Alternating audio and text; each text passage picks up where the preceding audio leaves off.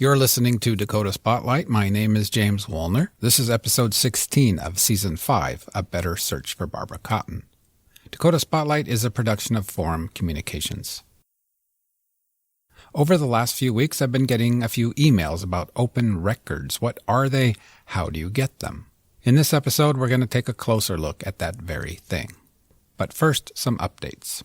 I am still waiting on some final details before heading to Montana, where I hope to walk in Stacy Werder's footsteps. I'll be traveling to Scobie, Montana, and to Malta, Montana, where Stacy Werder was arrested and committed suicide. As I said, there are still some details to be worked out, some of them legal ones, but I hope to get up there to Montana soon. I want to also tell you about a new Facebook group for Barbara Cotton. This new group is run by friends and extended family of Barbara and is 100% focused on Barbara's case. That group is called Find Barb Cotton. You should check it out now to keep up on all the new developments about Barbara's case.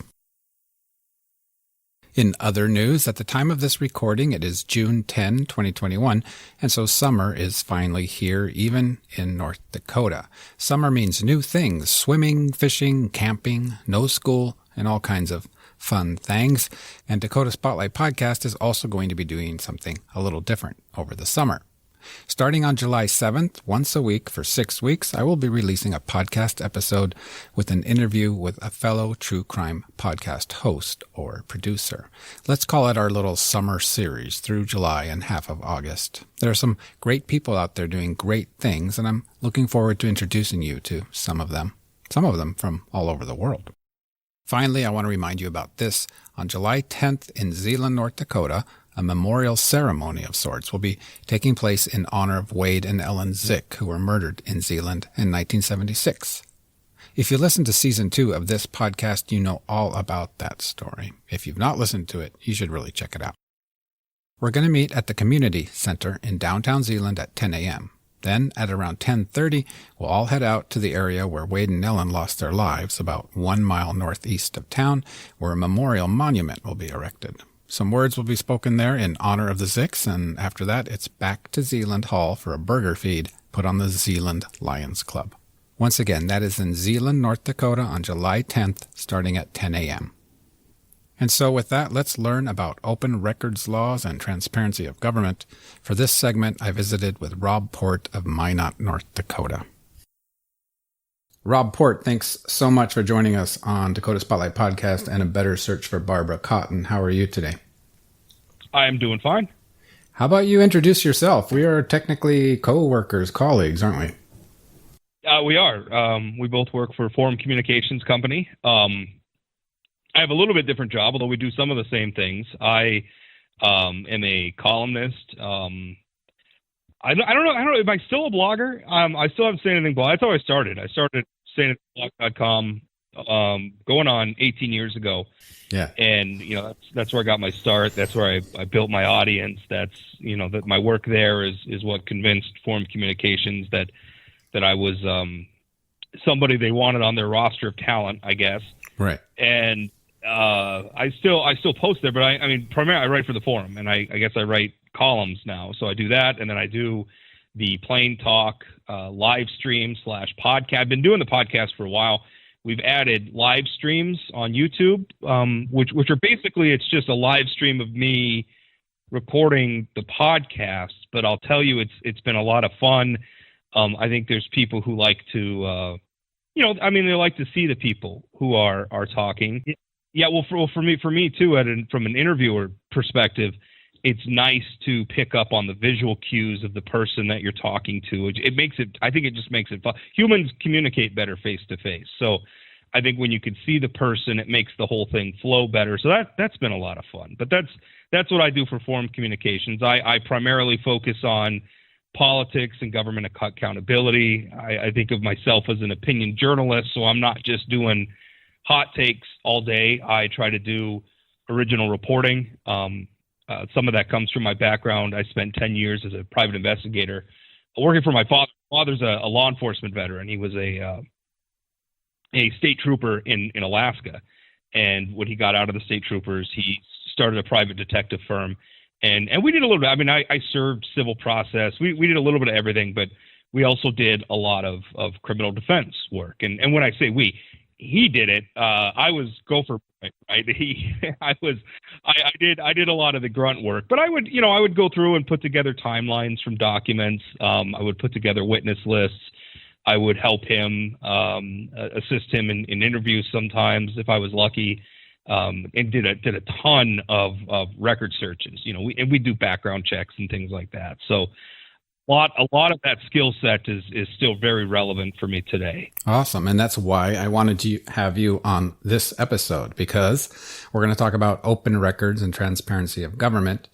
And I've read some of your articles, obviously, and I would say you're aggressive when it comes to open records requests. You're really good at it. And, you and I have talked and you know a lot about it. So you're the perfect person to talk to in this episode, because I want to, talk about what open records are, why we need them, why they're important, how to go about getting them, because I get a lot of questions from my listeners. How do I do that? And I've also gotten some subtle criticism for not necessarily open records requests, but sort of asking too many questions. In this current season I'm working on with missing Barbara Cotton out of Williston, I've had a few comments from people, well, who are you to ask all of these questions kind of attitude. And my answer to that is I'm a resident of North Dakota. And so that's why I wanted to have you on here. And so kind of start out with, what are open records and why do you think they're important? Well, first of all, in the state of North Dakota, an open record is any record, any information that the government has that hasn't been specifically denied public access by law. So in the state of North Dakota, it's just about everything, right up to including like text messages between public officials. If they're talking about public business, that is a public record. And that's an important thing if you're going to use North Dakota's open records laws. And those are the laws that I'm most familiar with. Every state has their own laws. The federal government has their own galaxy of open laws. I'm most familiar with using North Dakota state laws because that's my beat. And I think that's a very useful thing to think of if you're going to use North Dakota's law. Is the presumption is it's an open record. And actually, by law, if they deny you a record, they have to cite the law that allows them to do it. That's a requirement in the law. So if they come back to your open records request and they say, you don't have access to these are not public record, you can ask them to cite the law. And in fact, they're supposed to. Cite me the specific statute. That's very, very helpful in forcing them to come up with the legal justification, because the law puts the burden on them. It's not on you. You have it's like being in court. You have the presumption of innocence. You have the presumption that you have access to these records until they can prove that you don't. So that's very useful. Why are open records important? Well, they're important because without them, the only information we have is what government officials choose to share with us. And I mean, listen, most people who work in government, particularly outside of elected office, here in North Dakota, most of them are good people, right? They're just people doing a job, and they're trying to do the best they can. And but anywhere can be somebody who is, or even a good person can find themselves in a situation where they're afraid of what somebody's going to write, or they're afraid of what somebody's going to say, and they might want to hide the information. And without open records laws, without access to this information, we don't have anything to go on but their word. And we shouldn't have to just go on their word. We have records, we keep records, should have access to them. It's important for all sorts of things. Things like policy making, right? I mean, how do you make good public policy if you can't look at things like data? How do you make policy about prisons if you don't have data about inmates? How do you make criminal justice reform if you don't have data about arrests and crime? And what good is that data if the people, law enforcement or the state or whatever, can pick and choose what they're going to tell you? So to me, that's why it's important. I am an evangelist when it comes to open records law. In fact, I help a lot of people behind the scenes. Wes Filome, who is the leader of the Black Lives Matter movement in the Fargo area, during the protests last year, I think a lot of people know. I broke this story, but the deputy chief of the Fargo Police Department was wearing plain clothes and he was drinking a beer and he had infiltrated the Black Lives Matter protests. And I kind of, with an open records request, I kind of broke that story. And Wes saw it and got in touch with me. And he and I struck up a friendship, and it was kind of based on me helping him file. And he filed his own request, but I gave him some guidance, some insights. File open records requests, and people might, given my political proclivities, people might find that a little odd, but again, it doesn't matter who it is. If you're a member of the public, and we all are, then you have access to these records. Full stop. My opinion, or I don't know a lot about it, but I think North Dakota is pretty good on this front as far as the laws and the attitude. We are excellent, and I think a lot of that excellence lays in just how simple the law is. In what I just got done talking about is that fundamental presumption that the records belong to you, unless the legislature has come up with a good reason for shutting them down. That is the most excellent part of North Dakota's records. The burden's not on you to prove that you deserve access to these records. The presumption is that you deserve access. And so from there, it's very, very good. And I think we have to give a lot of credit to Attorney General Wayne Stengham, who I don't know if a lot of people know this, was responsible for writing a lot of the laws that we have today. Back when he served in the state legislature. And then now as the Attorney General. So in North Dakota, any citizen, the Attorney General's office is basically in charge of enforcing the open records laws. Any citizen, if you feel like, and not just open records laws, but also open meetings, part of the same thing. So if you feel like you were improperly denied access to a record or improperly denied access to a meeting, anybody can file a request for an opinion with the Attorney General's office. I've done this dozens of times. And the Attorney General will render an opinion about whether or not that record was inappropriately. And then he'll order it put out. And then from there, there's, the state agencies don't have to follow what the Attorney General says. And if they don't, then I guess your recourse is to take them to court. But generally they do. If the Attorney General comes down and says those records have to be open, the state agencies generally comply. So yes, North Dakota has very good laws, and to me, those two things are the big reasons why. Let me tell you a couple of things that I think I know about open records and requesting them, and you tell me if I'm right or wrong here. I believe you do not have to do this in writing. It can be an email. Well, an email is writing, but you don't have to call up an agency. It can be verbally. That's what I was getting at. I believe also that by law, you are not required to tell them why you want the record. What I'm unsure of is if they are, quote unquote, well, I guess they're allowed to ask, but you don't need to tell them. Does that sound right?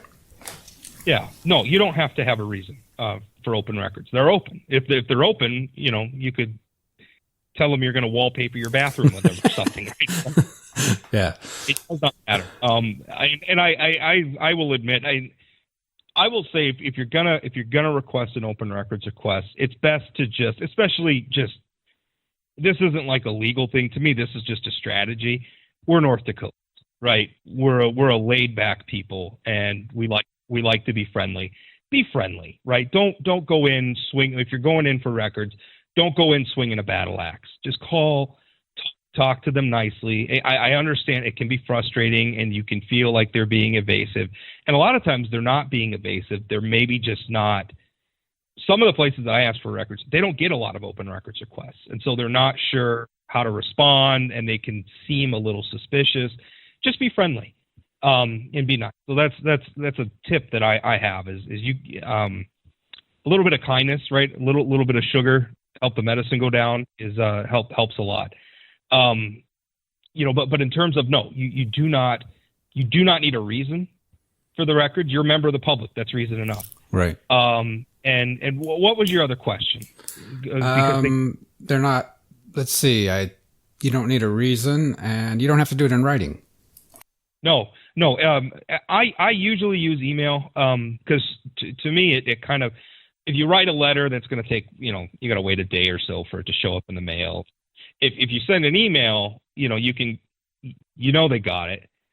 It's got a timestamp and a date stamp so that when you sent it, you have a record of it that it went, but it's also immediate, right? The minute you fire it off, they have it. So I like using email, but you could call them on the phone, send them a fax, send them a telegram, I guess, if you can find somebody. You communicate to them in some way that you want these records. Now, I usually find it's best just for a matter of if a dispute should end up arising, even if I'm talking to somebody on the phone and I ask for the records, I will then follow up with an email and say, per our phone conversation. One tip about requesting it, though, especially in North Dakota, I wouldn't start out super formal either.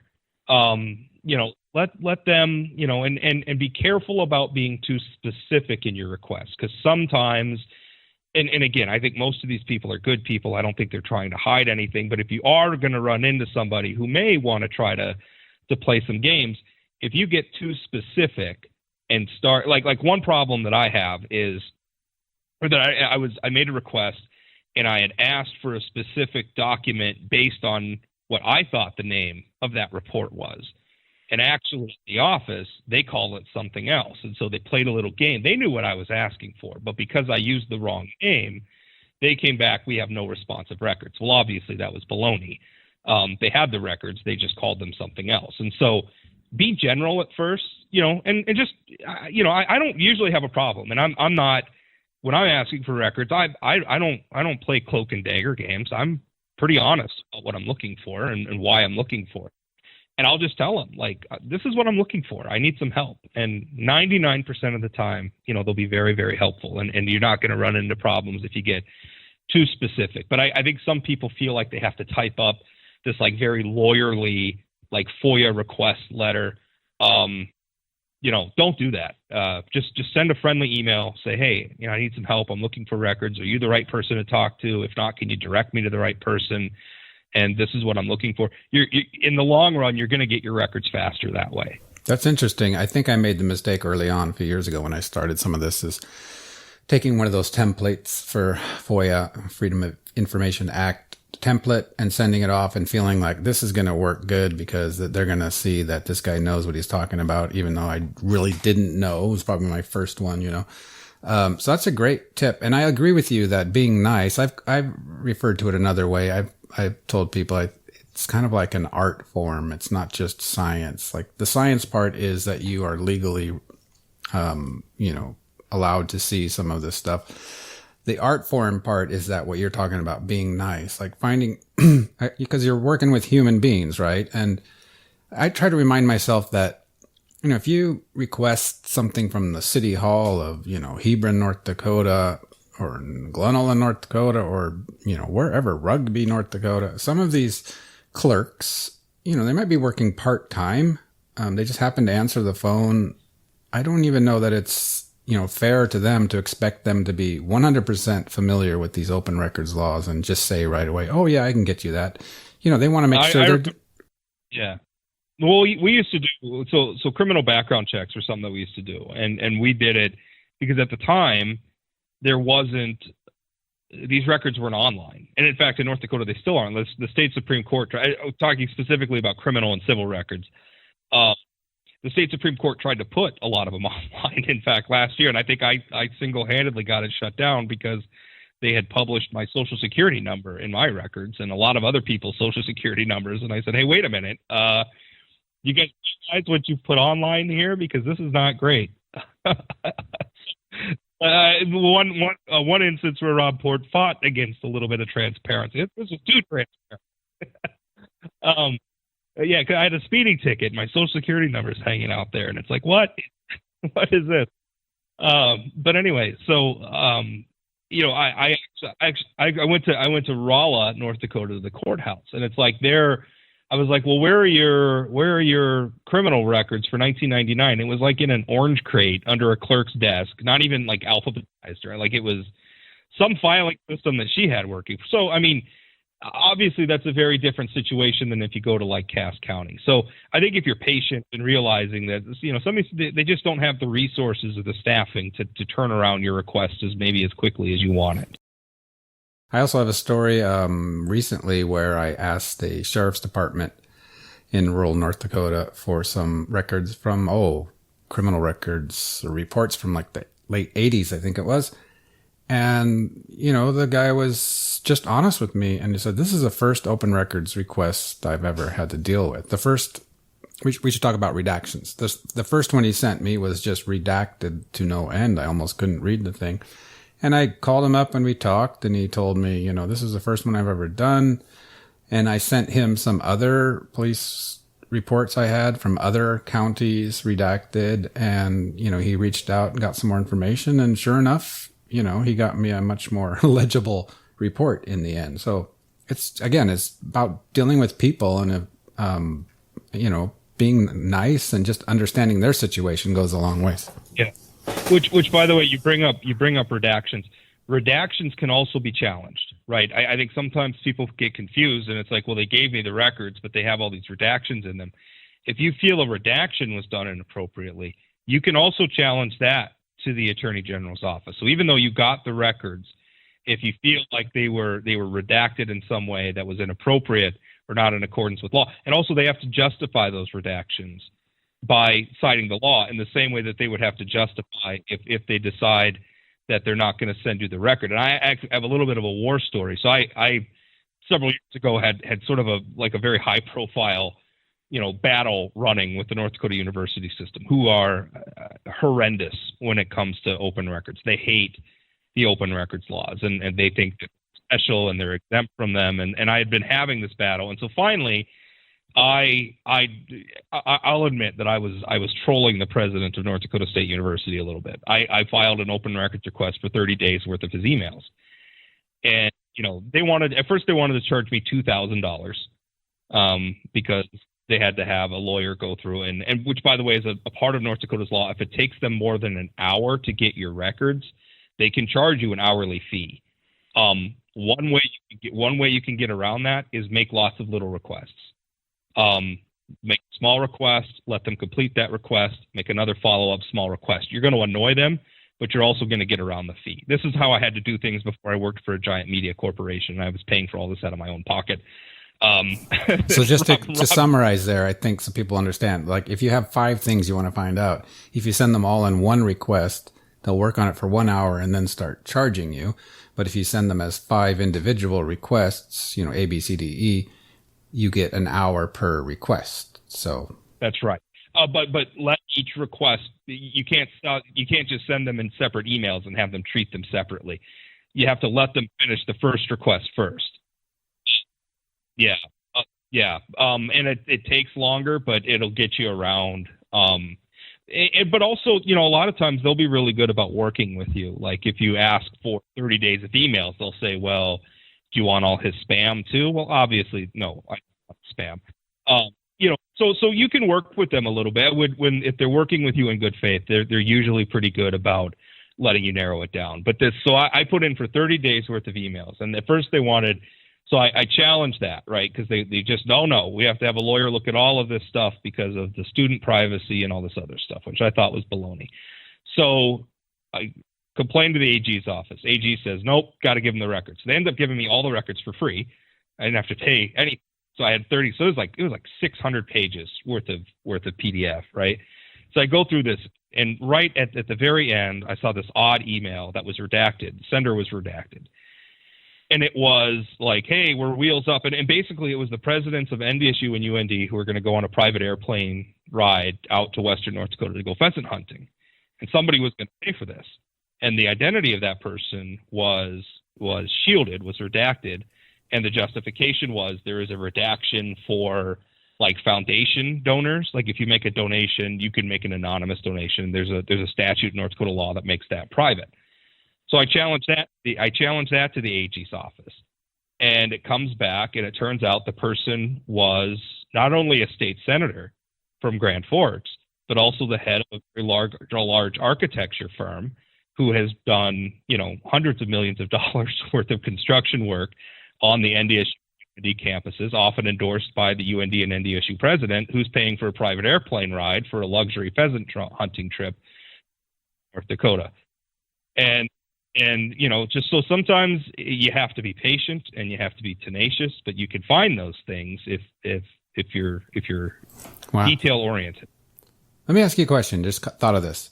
If you were to guess, what % of state employees, and we're talking high school teachers, anyone, are sort of on a day-to-day basis remind themselves or even aware that their emails are potentially public record? Do you think they have a high awareness, or what do you think?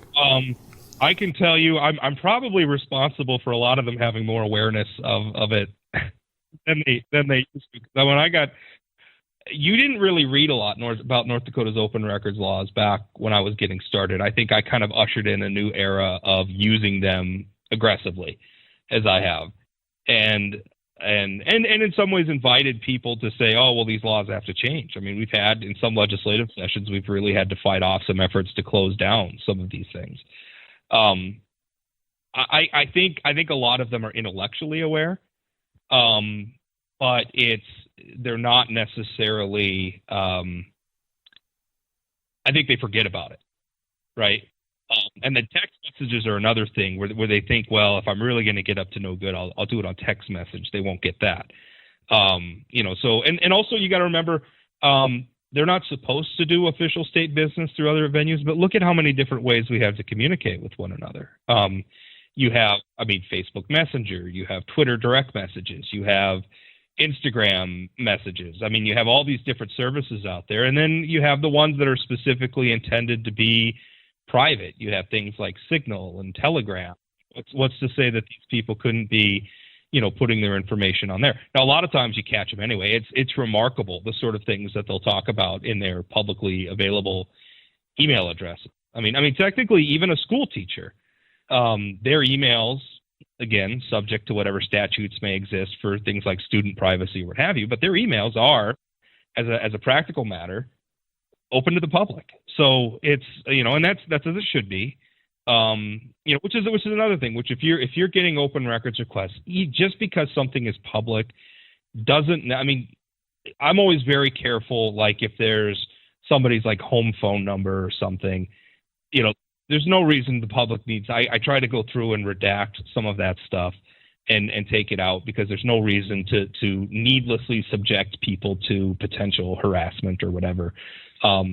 Again, you're dealing with human beings. There's even if you're being aggressive and even if you're being critical, you're going to get more mileage out of treating them like human beings than you are, coming in trying to cut people's heads off.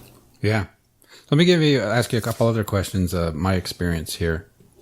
First, I want to talk about something, a request I've been working on, and then something I think is a loophole in the law, basically. And there's probably more that you might know about, but I think you're a little aware of this. I've been working with Williston PD to get some records, and they are currently, since January, they've been working on a project where they are digitizing all of their old documents from, I think, back to the 50s through who knows when. But the ones I'm interested in are around 81 when this Barbara Cotton went missing. And they've been, we've been patiently waiting since January. The project is still ongoing. The documents are in Bismarck somewhere. And speaking of, recently I've made some requests, and I've gotten the answer back that my request was not specific enough. Like, I knew that something happened in August of 1980, and I had information on the age of a victim, but I didn't have the name. And in that case, they said they were not specific enough.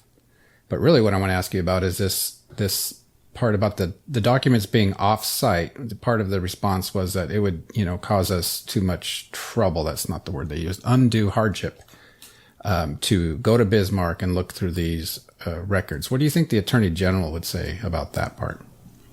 Well, first, there's two parts. The part where you're not being too specific enough. I think that they're probably treading on thin ice with that. What they would be smarter to do, if I were them, is I would come back and say, Because I mean, I've tried that where you don't have, you're looking for John Smith and you don't have like a date of birth or something to narrow it down.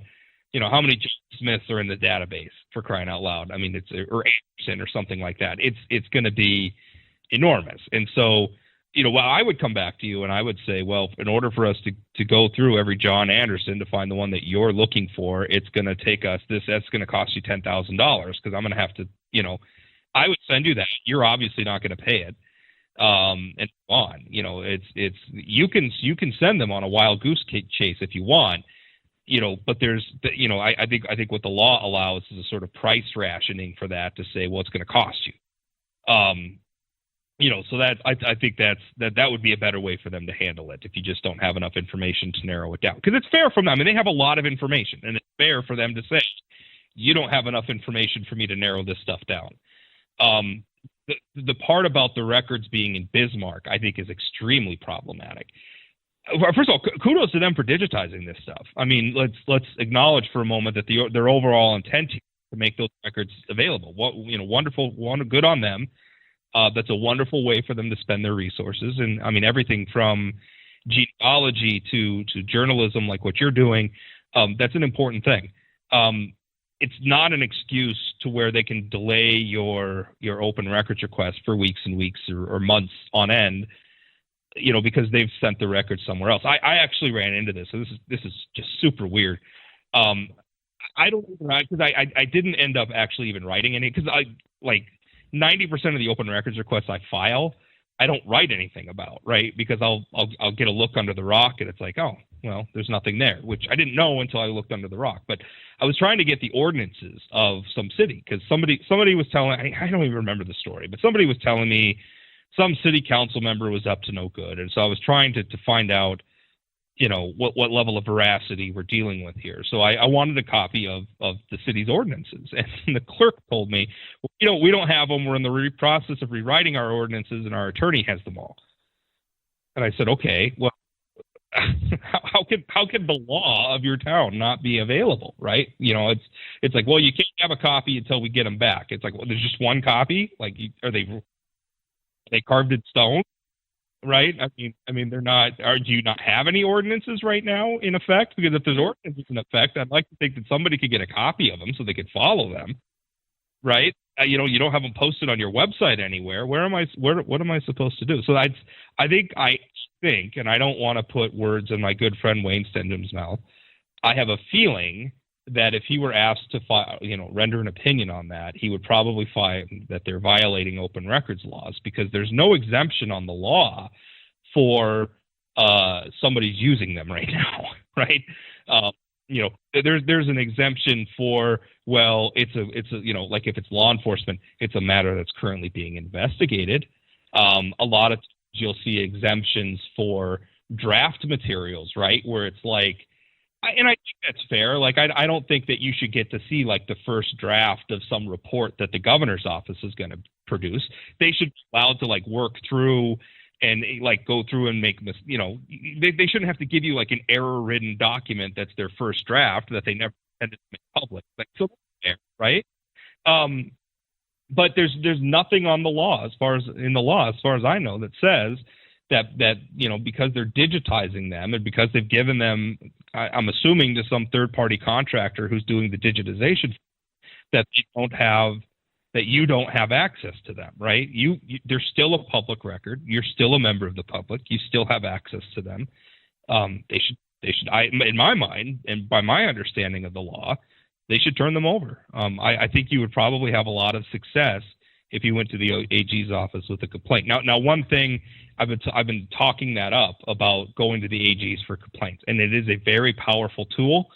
I would use it as a tool of last resort, though, because it is a lengthy process. They can take up to 6 months to get it done. Now, usually it happens a lot faster, but I think the law allows them up to 6 months. And I've had one or two that were, you know, pretty detailed that took months to get done. So, you know, if you file a complaint with the AG's office, you stop the clock on like whatever agency you're dealing with.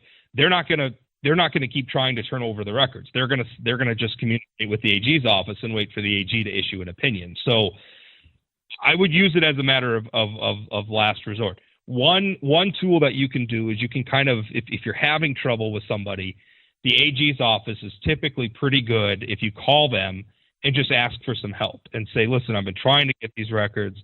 This is what I've done.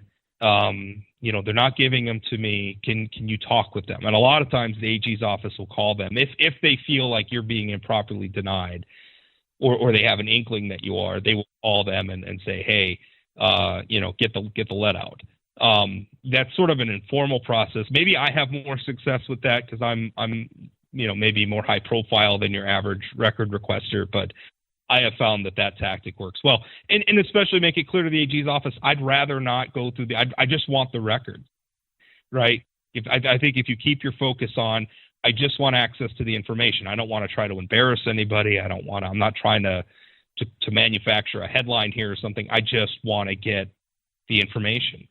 I think if you keep that attitude, you'll have a lot of success. So let's, I don't have you for much longer. If you've got a couple more minutes, Sure. This loophole is exactly what you're bringing up. So for criminal records or for criminal investigations, active and ongoing, information about active and ongoing cases are exempt from the open records laws. We don't get to see them, which makes sense to me. Everyone can't be following along with whatever investigation's going on around the corner. Well, right. And the detectives and whoever, they deserve to be able to do, maybe pursuing a lead that turns out to be nothing. They should be allowed some elbow room to do their job. Right. However, this is where I think it becomes a potential loophole. There's nothing that's keeping an agency from keeping a case open and ongoing forever for the purpose of keeping it from not being transparent. What are your thoughts on that? Yeah. That's a good question. Now, I don't deal a lot with criminal records, because obviously my realm is politics. So a lot of times I'm dealing with other types of reports or whatever, and not specifically criminal records. And usually when in the past, when I would do, it was matters that had already been adjudicated, right? Like if I'm doing a criminal background check, it's a matter that's already been resolved, guilt or innocence have been established, and it's just a matter of public record. That's a good point. Like if it's I'm assuming because you deal with like old cold cases. Like this season, it's 40 years ago, and there's we have some real questions about the initial investigation, and sure would like to know. I would have to look at the statute again because I don't have it in front of me. But that's a really good point because you hear all the time about a law enforcement agency is reopening a case, and what parts of that case are no longer public. Obviously, parts of it would be public record. Parts of it, I assume, would have been reported by the news media. There would have been some level of access to reports.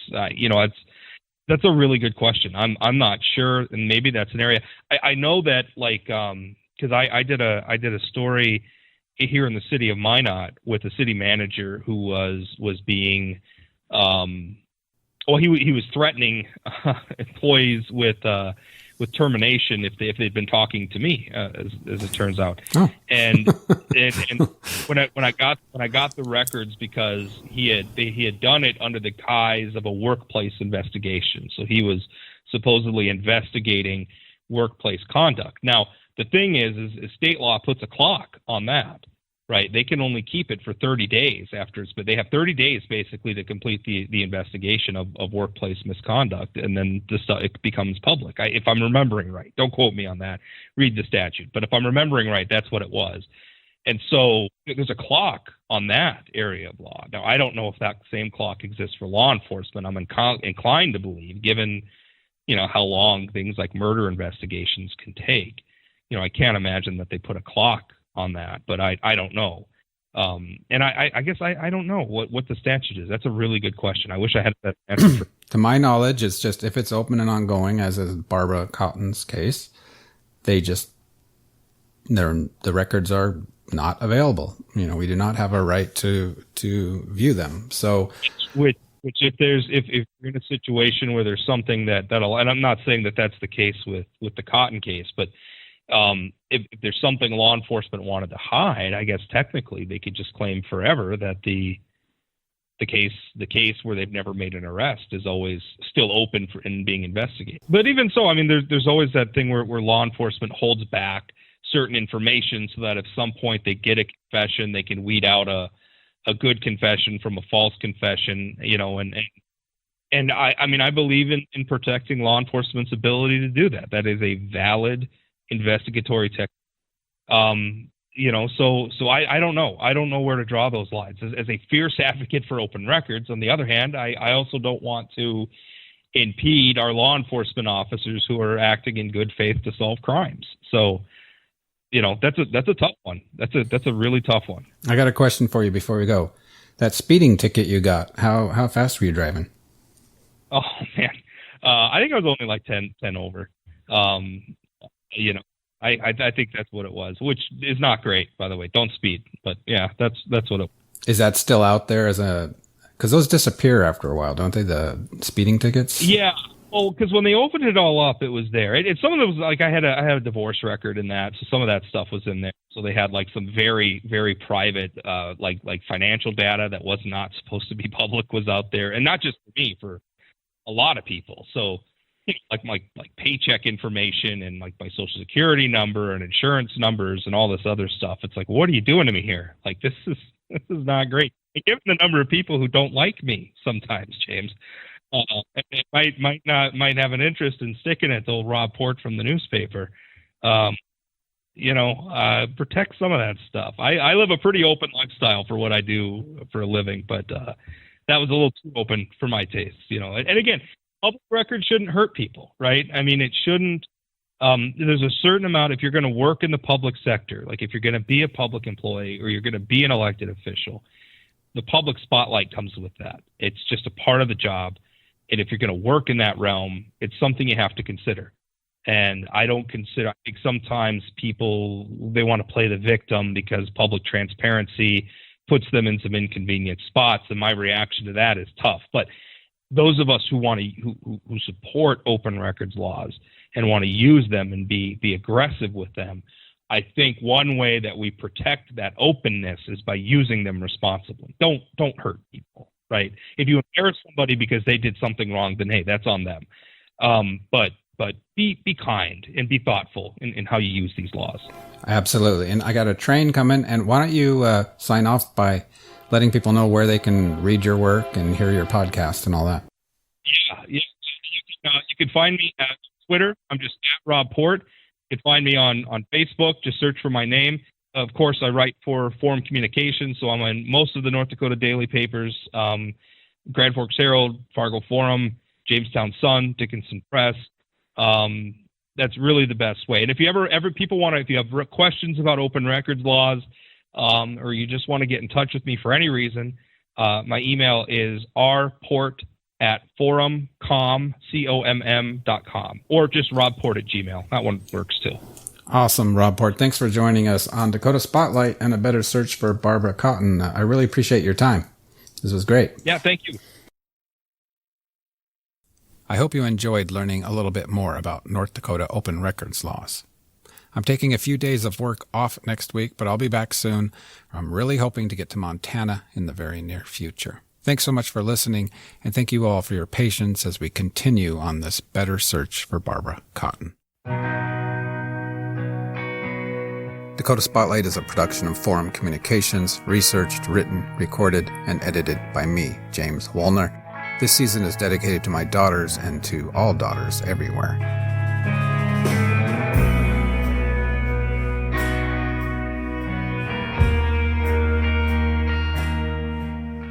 Some music in this season, including the song you're listening to now, provided by North Dakota-born, former Wishick area resident, and UND grad Isaac Turner of Kalamazoo, Michigan, and his seemingly infinite number of musical bands and projects. This band is named Wowza in Kalamazoo. We also heard a little from his bands Out and the Hollis Group. Search for Wowza, Out, and the Hollis Group on Bandcamp.com or see the links in the show notes. Thanks much, Isaac and friends. To learn more about missing kids, check out the National Center for Missing and Exploited Children at missingkids.org. To contact me, shoot me an email at dakotaspotlight@gmail.com. If you're loving this season, please tell your friends in real life and on social media and give me a review and a rating on Apple Podcasts. And why not come and join us at the Dakota Spotlight Facebook group? Thank you so much for listening to this episode of Season 5, A Better Search for Barbara. Be safe, stay warm, and see you next time.